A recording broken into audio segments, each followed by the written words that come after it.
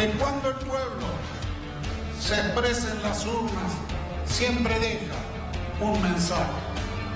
Y sin duda, el mensaje que ha dejado el pueblo cordobés hoy es de que esta fue una elección municipal y provincial que nada tiene que ver con las próximas elecciones nacionales. Hay que unir lo que más podamos a la oposición, al peronismo primero y a la oposición después, para democráticamente dar la batalla y derrotar a este gobierno que ha fracasado, este gobierno nacional que ha fracasado gobernando la Argentina. No sé si la compañera Cristina va a ser o no candidata, sí sé que va a tener un rol central que jugar en todo esto. El martes comienza el juicio finalmente, después de tantas especulaciones que generó la noticia de la supuesta postergación. Bueno, finalmente va a comenzar el martes a las 12 del mediodía. Mantenerse juntos es unidos por el espanto, no es el amor. Ayer hay un paso superior de Carrió, superador, en materia de agresiones personales a los dirigentes de PRO, cuando le dijo al jefe del bloque PRO en la Cámara Baja, Nicolás María Massot, y además armador político de la coalición gobernante en la provincia de Córdoba. ¿Qué dijo? ¿Se puede? Sí, se puede. Sos un hijo de puta. ¿Así nomás? Cara a Lo dijo cara. así. ¿Y Massot qué hizo? Me subieron un poco los calores diciéndolo, pero fue así de brutal. Massot No, le es dijo, un textual, es inevitable, Sí, sí. está bien dicho. Es un textual. ¿Y Massot qué le dijo? Massot le dijo, sos un irresponsable, sos la responsable de lo que pasó en Córdoba y estás destruyendo todo también a nivel nacional. Espionaje político. Esto es importante, lo que cuenta el ex espía Rolando Barreiro en la Fiscalía de Dolores. Era ordenado por las diputadas de Cambiemos, Paula Oliveto y Elisa Carrió. La banda les suministraba información sobre opositores al gobierno de Macri. De nuevo, Esto es gravísimo. De nuevo, no es el primer testimonio No. que dice esto. Eso es lo grave, que todos los testimonios no están conectados entre sí y sin embargo repiten lo mismo, dicen cosas muy parecidas.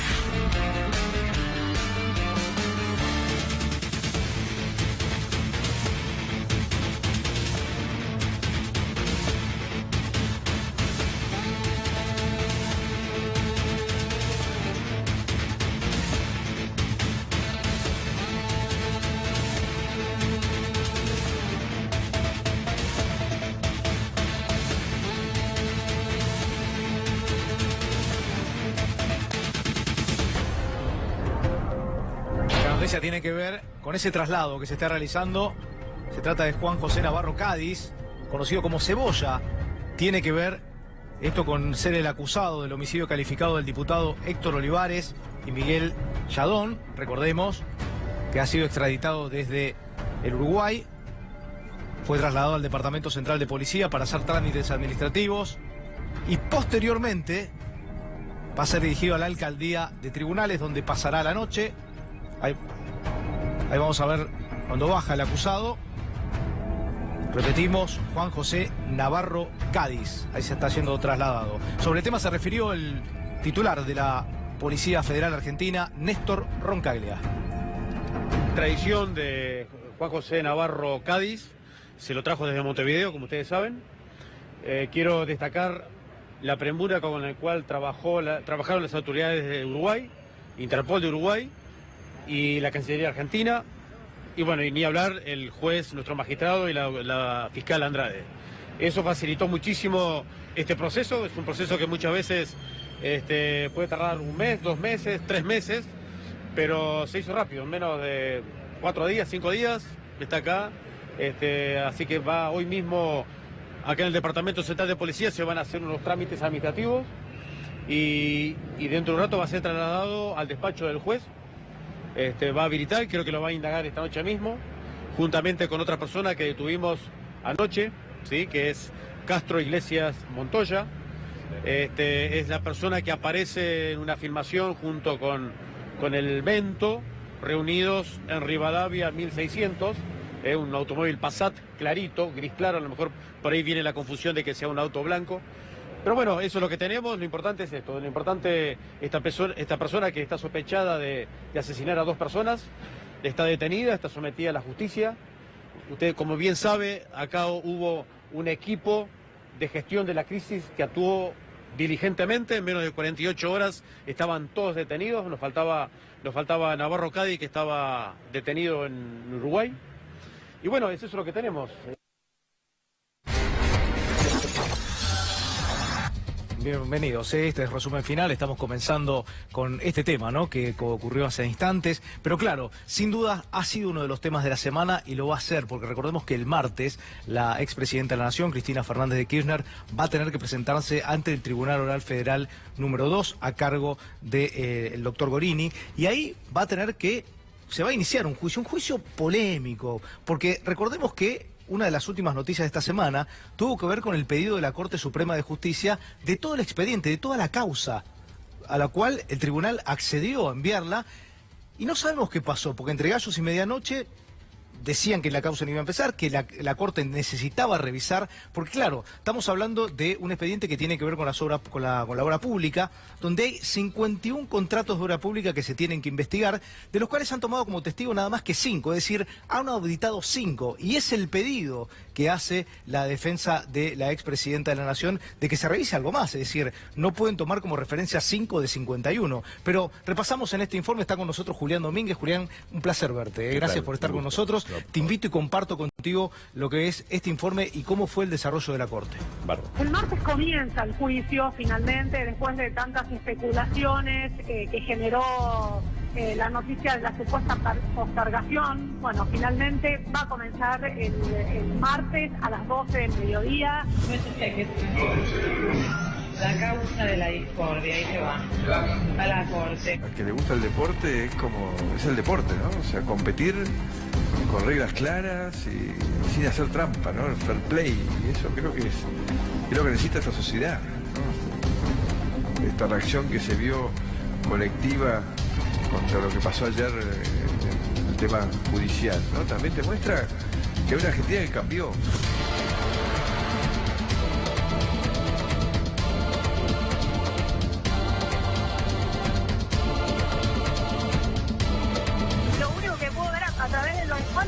Que los vecinos tímidamente asoman las cacerolas por la ventana. Mucha movida.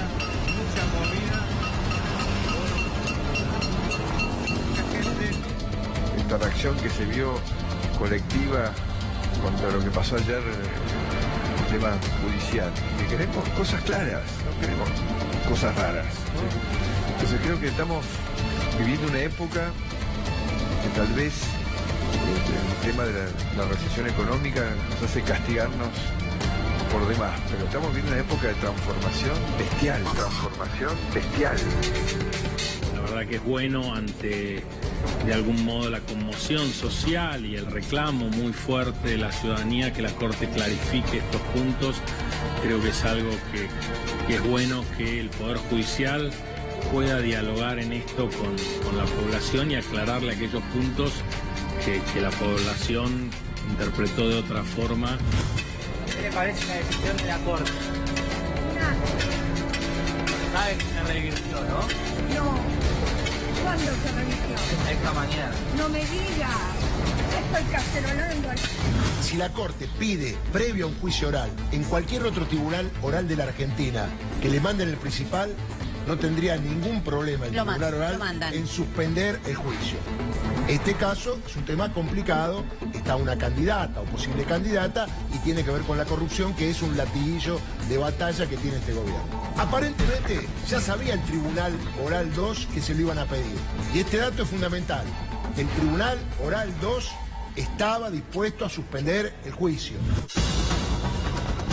Bueno, ahí estaba, ¿no? Un pequeño resumen de lo que va a ocurrir y cómo se llegó hasta ahí, ¿no? Se hablaron de cacerolazos, no fue tal cosa, Julián.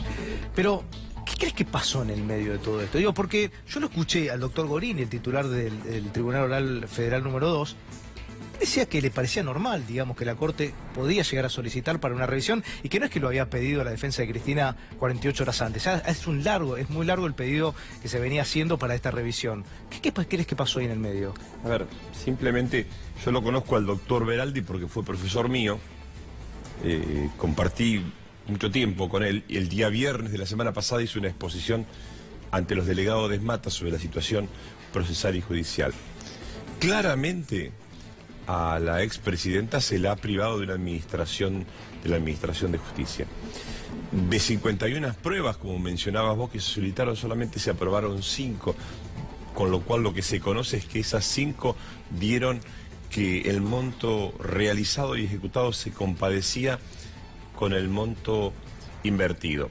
Amerita una cuestión federal porque es la expresidenta de la República Argentina por 2 periodos constitucional, donde además se le acusa de ser jefa de una asociación ilícita. Pero tiene la característica que el principal fiscal está en estado de rebeldía, el principal fiscal investigador está en estado de rebeldía y las personas que declararon dijeron declarar bajo condiciones donde fueron guionadas, donde se lo imputa al propio ministro de Justicia. Claro, bueno, es ahí donde o sea, entre los que están presentados como por parte de la querella, como testigos, hay nombres que parecen increíbles, y uno ve, por ejemplo, el D'Alessio Gate, o todo este tema que está ocurriendo con Carlos Stornelli, que vos lo estás mencionando. A ver, los testigos son Laura Alonso, Leonardo Fariña, Daniel Santoro, el periodista, y Pablo Oliveto. Es decir, es como que todas están en algún lado, digamos, causa de espionaje ilegal, tanto por todos lados. Hay claramente una negación de administración de la justicia, hay una violación de todas las garantías constitucionales del debido proceso, y hay una fenomenal intromisión del propio presidente de la República en el condicionante hacia la Corte y hacia el Poder Judicial.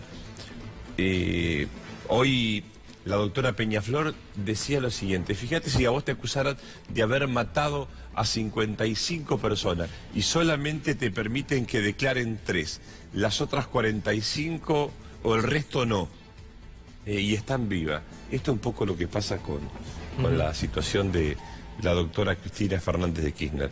Es parte de una fenomenal persecución judicial, pero tienen la torpeza de ejecutar porque no se dan cuenta que en la medida que más muestran a Cristina, la gente advierte con mayor claridad que de lo que se trata es de una persecución política. Pero es raro, ¿no? Porque lo escuchamos ahí al presidente, que él decía que no quieren más cosas raras, ¿no?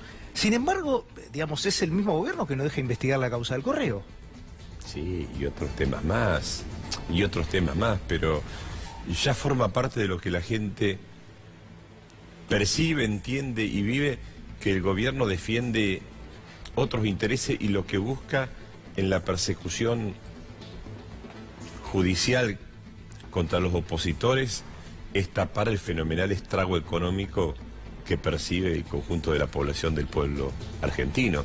Y terminamos discutiendo temas de derecho o temas jurídicos cuando el verdadero problema que tiene la sociedad argentina es que perdió poder adquisitivo, que se pierde empleo y que no hay horizonte. Es que, viste que es casi como el gobierno tiene, o digamos, el modo superandi que uno ve, es raro, ¿no? Porque raro, es casi diría como un protocolo. Cuando sale una mala noticia económica, cuando hay algún problema, al otro día seguramente hay algún tema judicial que implica a alguno de los funcionarios o a la expresidenta. Es bastante curioso, ¿no? Sí, agarró una sociedad desprevenida que al comienzo le dio crédito. Hoy la sociedad claramente puede apreciar que el desastre económico del gobierno, los intereses que ha privilegiado el gobierno, nada tienen que ver con lo que le pasa en la vida común, entonces le meten temas absolutamente distractivos todo el tiempo.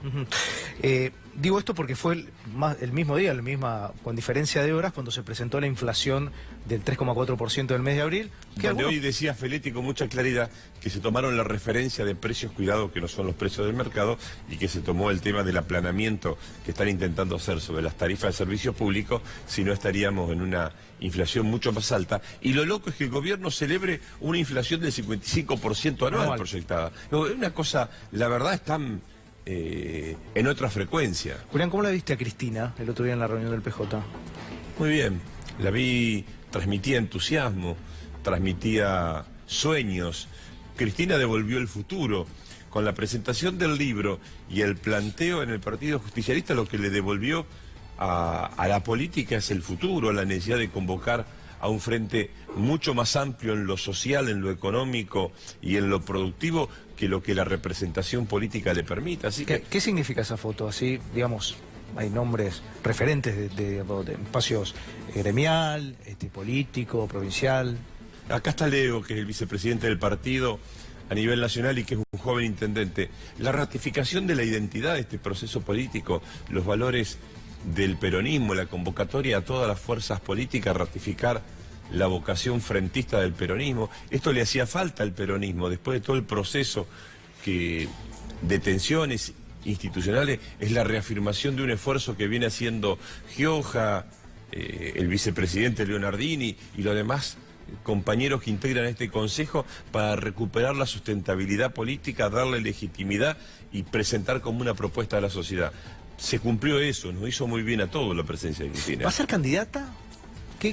¿Cómo va a surgir el candidato? Es muy difícil hablar por Cristina. Yo te digo lo que yo deseo a esta altura del campeonato, por la situación de la Argentina y por la confianza en el imaginario colectivo, en la figura de Cristina. Yo desearía que Cristina sea nuestra candidata. ¿Ella no pidió, no en ningún momento dijo, me gustaría? No, para nada, para nada. Al contrario, se puso al servicio de todos los esfuerzos para cambiar la dirección del modelo de país. Él lo hizo como una militante más y reafirmó su condición de militante política del peronismo. ¿Y cómo crees que van a resolver esto, digo, no? Porque falta poco, si uno dice, bueno, es en el mes de junio, es el 22 de junio, pero eso se habla antes, digo, ¿cómo crees que se resuelve las candidaturas, los armados de las listas? A ver, en los territorios lo ordenan los intendentes. Sí. En la provincia de Buenos Aires, en este proceso histórico, esta es mi opinión por la experiencia vivida, quien sea el candidato a presidente tiene que elegir quien lo acompañe en la provincia de Buenos Aires. Me parece que el proyecto nacional está estrictamente vinculado al destino del gobierno provincial. O sea, me parece que el factor ordenador va a ser quien sea el candidato a presidente, si a esta pregunta te referís. Por eso no hay demasiada ansiedad, porque una persona que concentra tamaña representación en el pueblo argentino, es muy difícil que pueda escaparle al destino. Hoy el destino, más allá de la propia voluntad de la expresidenta, le está pidiendo que asuma la representación. Es una decisión personal, en el fuero íntimo cada uno decide lo que cree que es mejor para el país y para sí, porque Cristina ya no tiene márgenes para pensar en sí, está atada al destino de los argentinos y sus decisiones están vinculadas a lo que pase con los argentinos. Hoy se conoció noticia, da la sensación como que va a ser una elección que se va a dividir en tres, ¿no? Una vez más, Juan Schiaretti, que ha sido reelecto, una elección monumental que hizo en la provincia de Córdoba, convocó al PJ Federal, al socialismo y al GEM. Urtubey, Massa, Pichetto, Lifchitz y Margarita Stolbizer. ¿Le ves futuro a eso? ¿Dónde ves, digamos? ¿O crees que se te deberían sumar el peronismo? Mira, yo lo que creo es que hay que hacer un gran esfuerzo para sentar a todos los argentinos y a toda la dirigencia que se oponga a este modelo de país. Y hay que hacer un gran esfuerzo para armar o constituir un frente político y social con objetivos comunes. Después se verá cómo se ordena. Ojalá que seamos exitosos en los propósitos que tenemos. Creo que los propósitos de todo es ser parte de un gran frente político, económico y social. Déjame preguntarte por último por el tema. El país está parado, económicamente hablando, ¿no? Los números de inflación son tremendos, digamos, pero los números que uno muestra, hoy día la industria automotriz no saben si llegan el año que viene a los 500.000 automóviles de venta, es decir, este año es probable que no se alcance los 500.000 autos, cuando Argentina llegó a producir 818.000 autos en el 2011. Y lo más loco es que el gobierno esté descartando la cantidad de terminales que la Argentina tiene, lo que le costó tanto conseguir a la Argentina.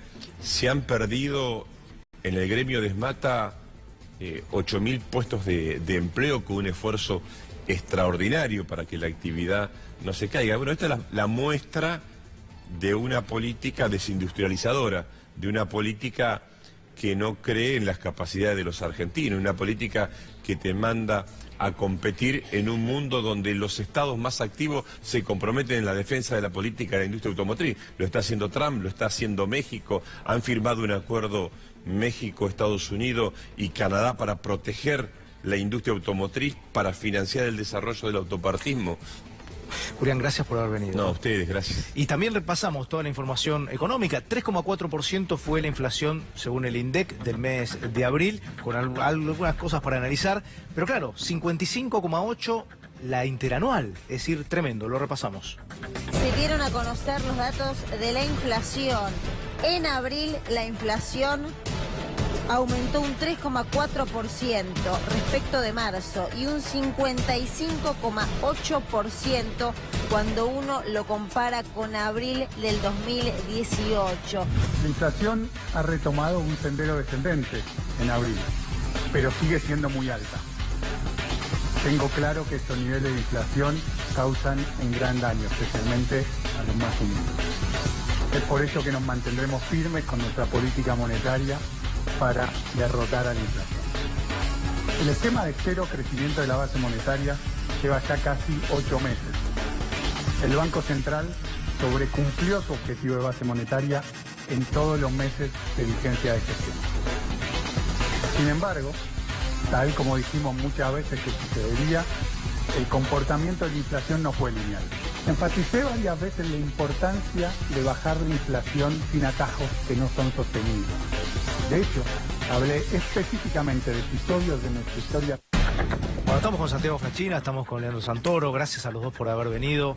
A ver, Santiago, 3,4 la inflación del mes de abril. Algunos ya empezaron a dudar de las cifras del INDEC. Recién Julián me decía, lo que pasa es que tomaron, pero en algunos casos, los precios acordados, los precios que resolvieron esenciales. Digo, me parece que lo que hay que ver es la cifra interanual, ¿no? Acá no hay nada para festejar, casi 56%. Sí, 55,8%. Si vos tomás la inflación cuatrimestral acumulada es arriba del 15%. Para tener un dato, cuando ellos lanzaron la meta de inflación en el 2016, dijeron para todo el acumulado de 2019 iba a ser el 5% en todo el año. Sí, ya estamos 15,8%. Y cuando hicieron el presupuesto dijeron que la inflación iba a ser para este año el 23%. Y ya las consultoras privadas, inclusive muy cercanas al gobierno, están hablando de una inflación acumulada para todo el año el 40%. Digo, es altísima. El año pasado tuvimos 47,6% de inflación, que para tener una inflación tan alta hay que remontarse a 1991. Y este año va a estar de la misma manera. Y si el gobierno no devalúa, porque si también se devalúa el tipo de cambio, la inflación va a estar por arriba del 40%, con lo cual obviamente no hay nada que festejar. Y además, cuando uno toma desagregado, los precios que más se están aumentando son los que le llamó, y son bienes y servicios inelásticos, que la gente no puede dejar de consumir masivamente, que tiene que ver con tarifas, servicios públicos, alimentos y medicamentos. Con lo cual, el impacto además es asimétrico. En los sectores más populares, es decir, en el 10% de los ingresos más pobres, la inflación es muchísimo más alta que en el 10% más rico. Déjenme que les diga, porque vieron que hay un dicho que dicen que cuando la miseria golpea la puerta, el amor salta por la ventana, ¿no? Y me parece que el espacio gobernante, Cambiemos, está como desgranándose, ¿no? O sea, cuando pasó lo de Córdoba inmediatamente, hubo un hecho que pasó con la diputada Elisa Carrió y el jefe de la bancada, no sé si tenemos para verlo, es decir, porque fue Carrió, no para, digamos, esto es lo que decía, escuchen lo que decía Carrió. De hecho, hablé... Estos se cruzan en los pasillos del Congreso, había otros representantes, también diputados nacionales. Bueno, y literalmente Carrió lo miró, esto lo escucharon otros diputados, a Nicolás Massot, que es el jefe de la bancada del PRO dentro de este espacio, y le dijo que era demasiado pícaro y que era muy hijo de puta, literalmente, ¿no? Y la realidad de todo esto es que uno dice, ¿cómo pueden continuar? ¿No? Porque empezó ahí la conversación, ¿no? Carrió conversaba con una persona y advertir que pasaba justo Nicolás Massot. Miralo el pelotudo este, fue... E inmediatamente fue lo que retumbó y lo que quedó dando vueltas. Es justamente la frase esta que yo estoy diciendo. Mazot la miró y le dijo, ¿cómo me dijiste? A lo que Lilita le contestó, sabía que eras pícaro, pero no tan hijo de puta. Tremendo, decía, esto fue escuchado, hay testigo. ¿Qué pasa ahí, Leo, Leandro? Decime Leo si querés porque me hace sentir más amigo. A ver, ¿qué pasa? Varias cosas en simultáneo. En primer lugar, Carrió es Carrió. Me parece que está haciendo su papel que mejor le sale, ¿no es cierto? La de tensionar todo el tiempo para tratar de ganar protagonismo. En segundo lugar, el gobierno nació débil. Es una coalición política que nunca tuvo acuerdos programáticos ni división de roles muy profundos, ¿no? Fue más o menos, nos juntamos para sacar a Cristina y nada más. Y en tercer lugar, que es lo que más me preocupa, es que este tipo de tensiones salgan a la luz. Porque el problema no es lo que le dijo Carrió a Mazot, o lo que le dijo Carrió a Garabano, o lo que le dijo Carrió a Marcos Peña en su momento, o lo que le dijo Carrió a Durán Barba. El problema es que el presidente no dice nada.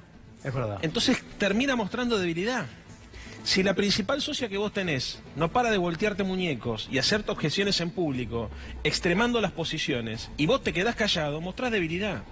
Entonces, lejos de fortalecerlo a Macri, Carrió lo está debilitando y está minando la confianza y la credibilidad, la poca confianza y la poca credibilidad que le queda al gobierno. Entonces no se trata solamente de nerviosismo porque se le van las cosas de la mano.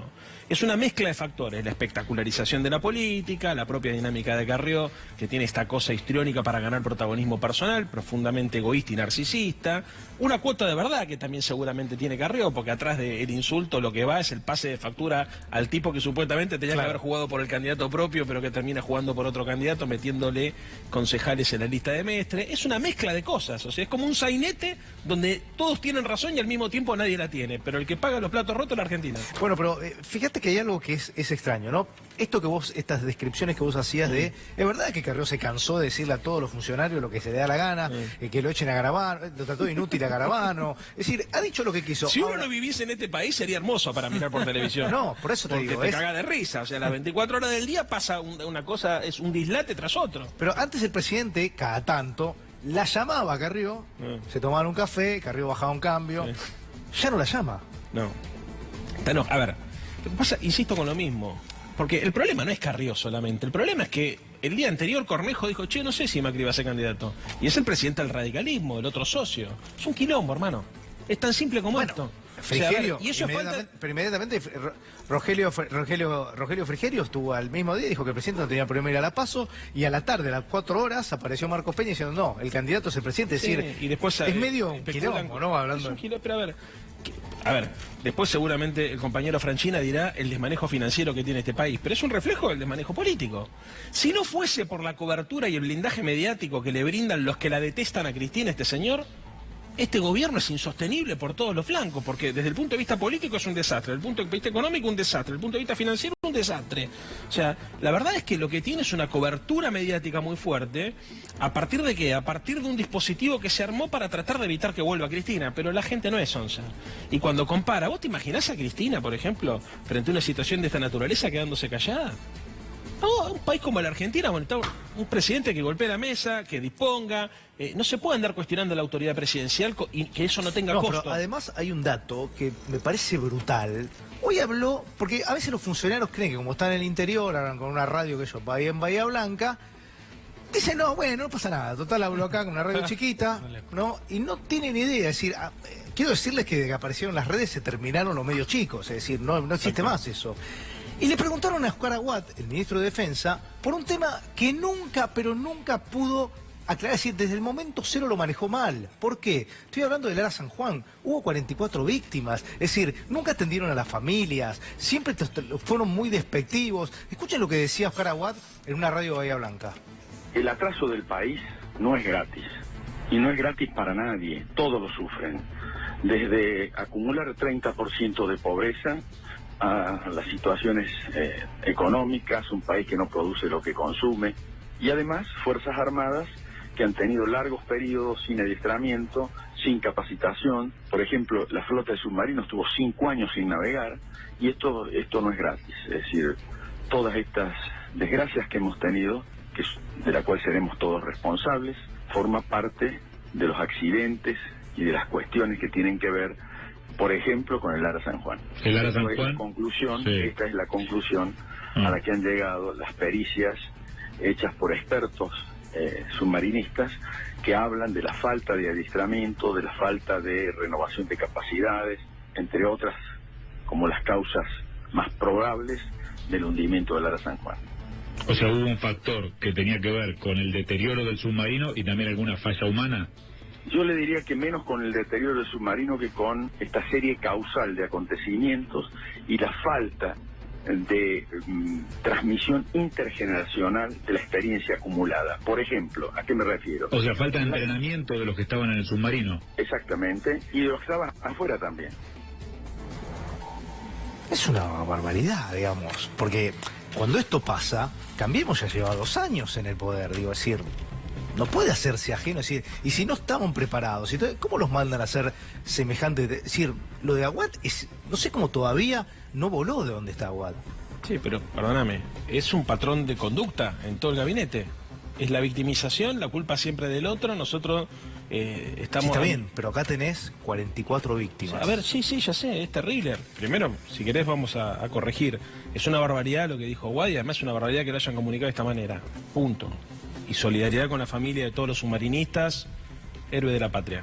Ahora, dicho lo cual te digo, estos tipos se manejan así en todos los órdenes de la vida. Siempre el problema es del otro. Cuando vos hablabas con Sturzenegger decía, no, el problema son los de Hacienda. Cuando hablabas con los de Hacienda te decían, no, el problema son los vicejefes de gabinete. Se la pasan la pelota a uno. Nadie se hace cargo. Cuando no hay conducción política, pasan este tipo de cosas.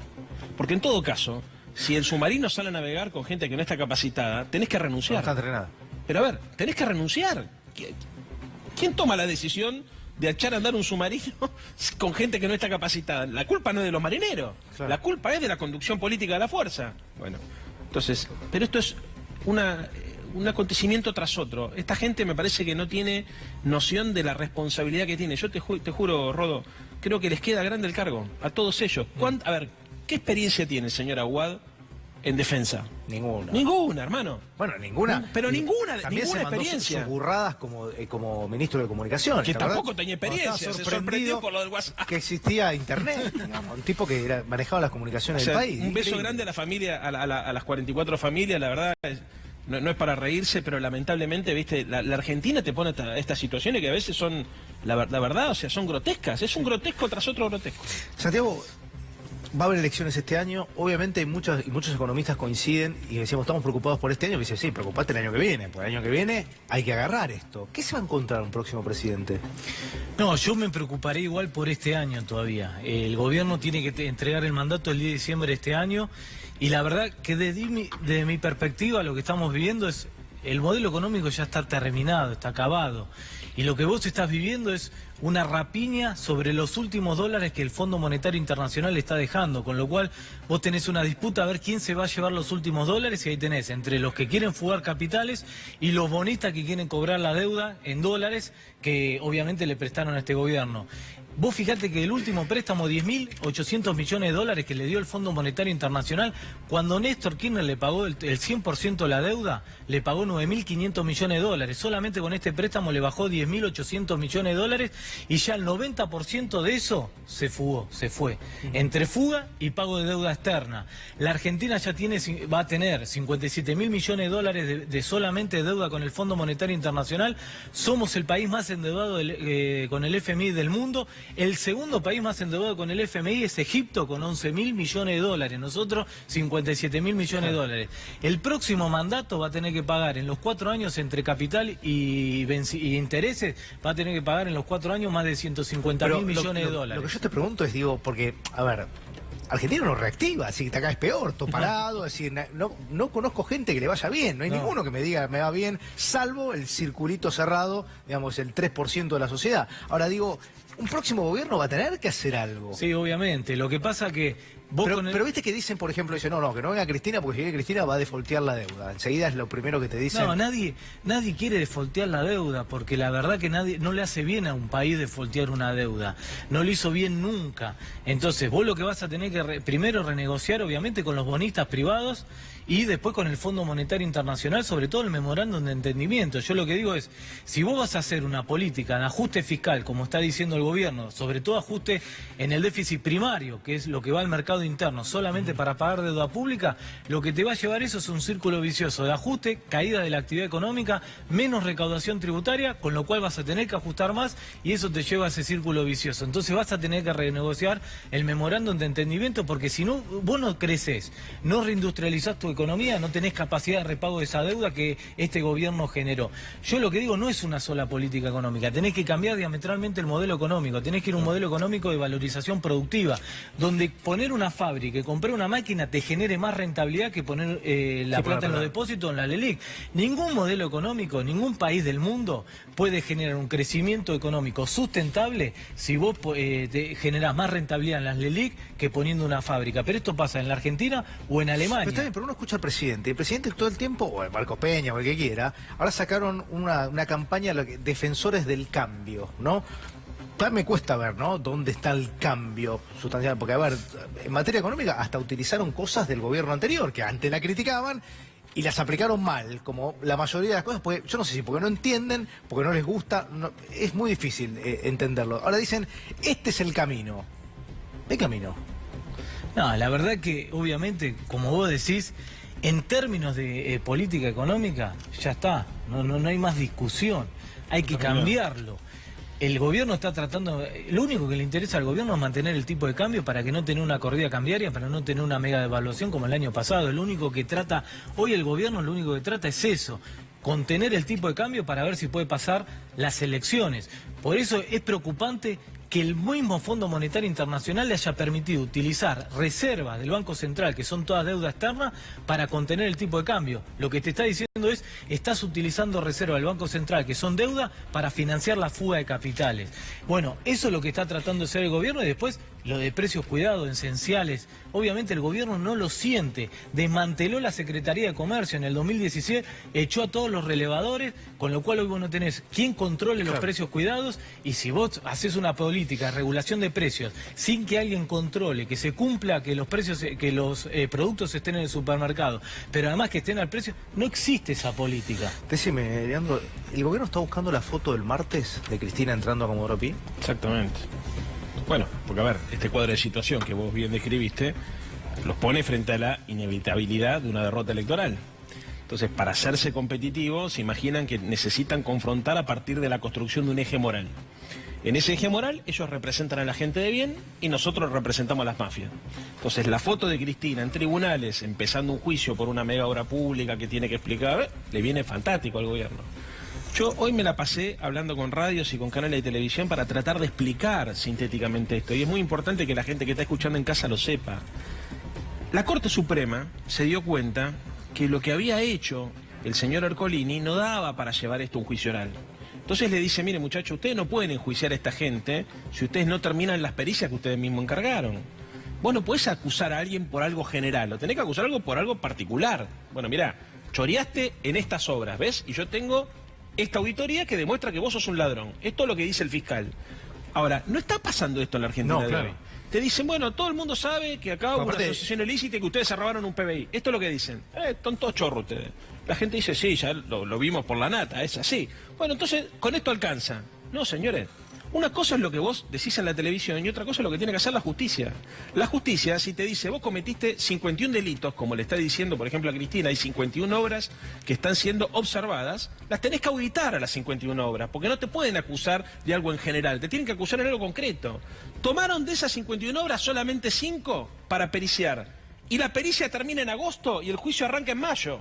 Es una cargada esto. La verdad es que yo creo que estos tipos tienen siempre a su favor, que hacen cosas tan increíbles, que cuando nosotros contamos las cosas que hacen, la gente que cree en ellos no nos cree a nosotros, claro. de la locura que significa. Bueno, yo hoy lo hablaba con un periodista muy serio, que no milita, digamos, dentro de nuestro espacio político, y le explicaba que esto no existe en ningún país del mundo.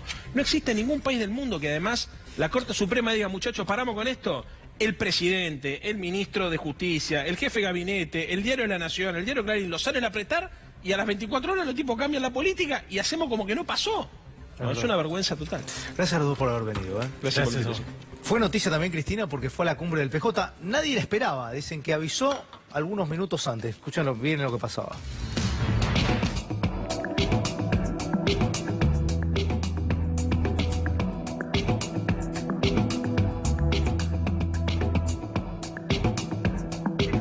nadie sabía que Cristina venía. Yo, la verdad, me enteré por la televisión. Y acá tenemos que terminar con este gobierno de Macri. Para terminar con este gobierno, somos claramente conscientes desde la provincia de Buenos Aires que tenemos que unirnos.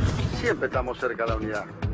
Seguramente no será absoluta, porque eso no existe, el absolutismo, pero va a ser muy grande, muy amplio. Está claro que hay que tratar de generar todos los escenarios posibles para la construcción de un gran frente de unidad opositora. Todos los guardadones nuestros hacen falta de tener. Como hace falta también que Sergio Massa, que es alguien que tiene votos, esté acá. Cierro con esto, Alberto, se tiene que ir, Mauro, Alberto. ¿Va a ser candidata Cristina? Sí, se lo pregunté de Cristina, pero cada día estamos más cerca. ¿Diga alguna paso Cristina aquí adentro? Cristina hoy tiene más del 80% de los votos de toda la oposición.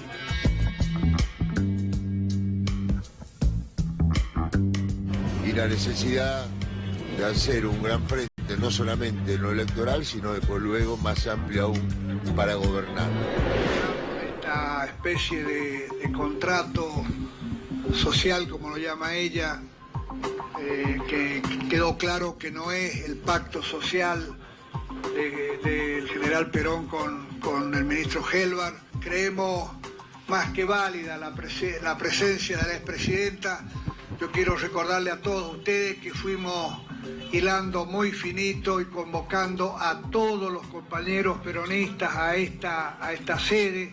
Si Cristina Fernández decide ser precandidata a presidenta de la Nación, ¿esta estructura partidaria del PJ va a continuar con la intención de que haya primarias? Necesitamos un frente electoral con reglas de juego muy claras, con el acuerdo de 15, 20 puntos básicos, y cuando discutamos los nombres propios y nos ponemos de acuerdo, Flor, cantamos la marcha peronista, cantamos el himno y nos ponemos a laburar.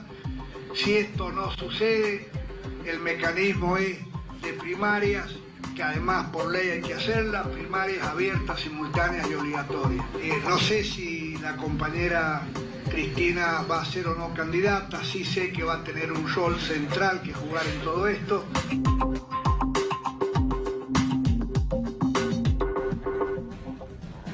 Señor Nardini es el vicepresidente del PJ, es el intendente de Malvinas Argentinas. Leo, gracias por venir. Buenas noches a todos. Qué sorpresa, ¿no? ¿Vos sabías que iba o te enteraste ahí sobre el momento? No, sabía. Sabía. Pero bueno, también era cuidar las formas y también era importante el factor sorpresa, ¿no? Hoy vos ves que bueno, estaban hablando recién con Santoro y te decía claramente algo. A veces la presión de los medios hace que todo cambie con el tema de la decisión de la Corte, ¿no?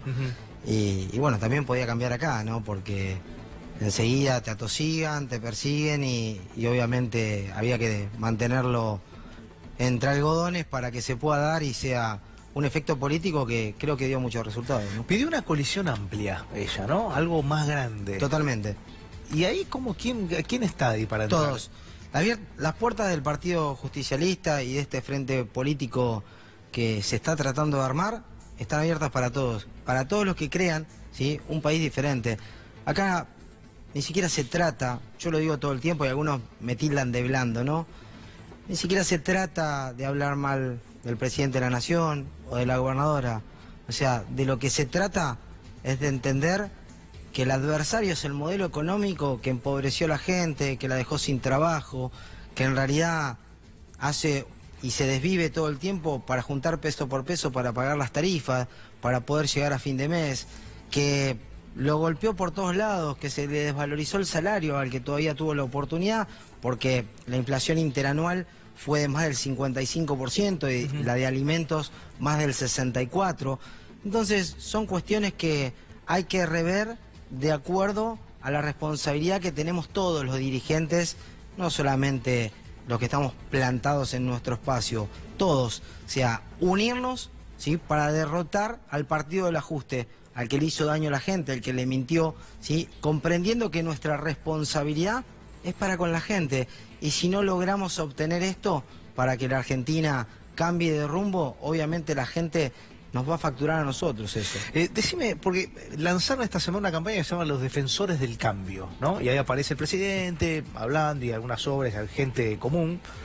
Ahora, ¿de qué cambio? Digo, porque yo pensaba en tu distrito justamente, ¿no? Vos tenés que, seguramente te vas a enfrentar a Jesús Careguilino, que es el intendente anterior, que gobernó el partido procesado, que tendría que haber estado preso en algún momento. Si no, lo estuvo 14 días en el año 2003 y gobernó con una caución, sí, hasta el año 2015, o sea, bajo fianza.